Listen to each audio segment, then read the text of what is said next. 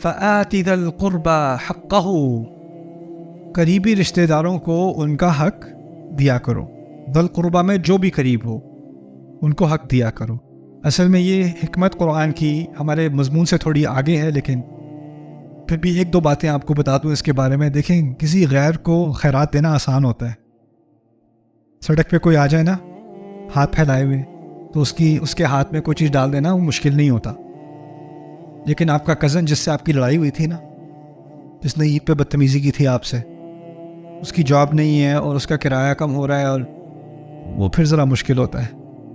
اور پھر اگر فیملیز میں ڈرامہ چل رہا ہو، ان سے ٹھیک ٹھاک لڑائی چل رہی ہو، اور آپ کو پتہ چلے کہ دشمن ہے اینمی کیمپ میں ابو کی فیملی کی سائڈ پہ،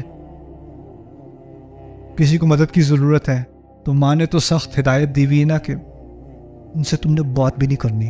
سمجھ میں آئی ہے؟ تو ہم کیا کرتے ہیں، فیملی کی وفاداری کے نام پہ جو قریبی رشتہ داریاں ہوتی ہیں نا، پہلے ہم دیکھتے ہیں ان سے بات کر کے، ان کی مدد کر کے کس کو غصہ آئے گا، اور اس کو دیکھ کے اس کا لحاظ کر کے پھر ہم ان کا حق نہیں دیتے. کوئی غیر ہے نا تو اس کے ساتھ تو میرا کوئی ڈرامہ ہے نہیں، اس کو تو میں آرام سے دے دوں. ٹی وی پہ دیکھوں کوئی مسکین کی فوٹو لگا دی انہوں نے، کوئی بھوکا مر رہا ہے، کوئی پیاسا ہے، کوئی جنگ سے نکلا ہے، کوئی ریفیوجی ہے، اس کو دینا تو آسان ہے. میرے چچا کو دینا مشکل ہے، میرے کزن کو دینا مشکل ہے، بھائی کو دینا مشکل ہے، کیونکہ بھائی سے تو میری لڑائیاں ہوتی رہتی ہیں. ٹھیک ہے نا؟ تو وآت ذی القربى حقہ، جو قریبی ہے نا ان کو ان کا حق دینا ہے. والمسکین، اور دوسرے درجے میں کون ہے؟ مسکین. جو مسکین اصل میں عربی میں مسکہ اور سکنہ دونوں سے مل کے بنا ہے. مسکنہ دو جذور کا آپس میں جمع ہے. مسکہ کہتے ہیں روکنے کو، سکنہ کہتے ہیں ٹھہراؤ کو. قریب المعنی الفاظ ہیں. معنی یہ ہوتے ہیں کہ جو شخص ایسی سچویشن میں ہو، ایسی صورتحال میں ہو کہ وہ اپنی صورتحال کو بدل نہیں سکتا، پھنس گیا ہے. فرض کریں کوئی ٹیکسی ڈرائیور تھا، اب اس کی بینائی چلی گئی ہے، وہ پھنس گیا ہے. کوئی کسی کا قرضے دار ہو گیا، وہ قرضہ پے نہیں کر سکتا، اس کی معذور ہو گیا کسی طرح سے، وہ پھنس چکا ہے. تو کوئی کسی بھی صورتحال میں جو پھنس چکا ہو اور اپنی صورتحال کو بدل نہ سکتا ہو، بے بس ہو گیا ہو، اس کو مسکین کہا جاتا ہے. مسکین صرف غریب کو نہیں کہتے، پھنسے ہوئے کو کہتے ہیں. تو پہلے کہا کہ قریبی رشتہ داروں کا حق ادا کرو، پھر کہا مسکین کا حق ادا کرو. اور مسکین میں کیا صرف سارے مسکین ایسے ہاتھ نکال کے کھڑے ہوتے ہیں آپ کے سامنے؟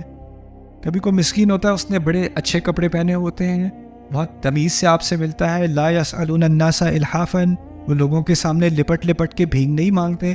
لیکن آپ کو اتنی عقل ہونی چاہیے کہ اکانومی خراب ہے، آپ کو خبر میں آ گیا کہ ان کی جاب چلی گئی ہے، آپ دیکھ رہے ہیں کہ ان کی صورتحال مشکل ہے.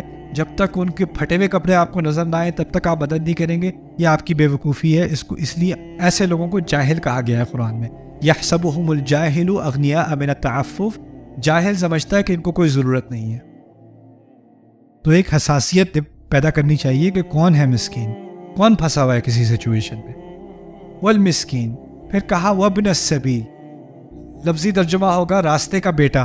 وابن السبیل یہ استعمال کیا جاتا ہے مسافر کے لیے، یا استعمال کیا جاتا ہے جس کے پاس ایک مستقل گھر نہ ہو، کیونکہ وہ ہمیشہ سبیل پہ ہی رہتا ہے.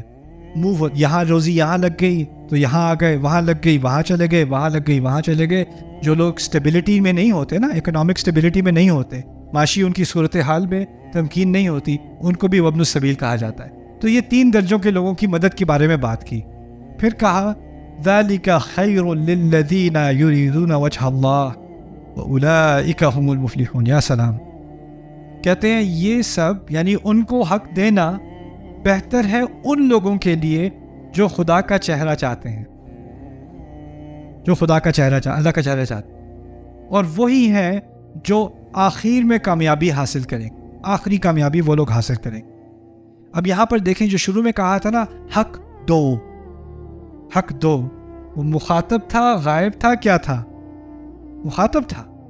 لیکن جب کہا یہ بہتر ان لوگوں کے لیے ہے جو خدا کا چہرہ چاہتے ہیں، اور وہی لوگ ہوں گے جو آخر میں کامیاب ہوں گے. یہ مخاطب ہے یا غائب ہے؟ جب مخاطب سے غائب جاتے ہو نا تو دوری آتی ہے، دوری آتی ہے.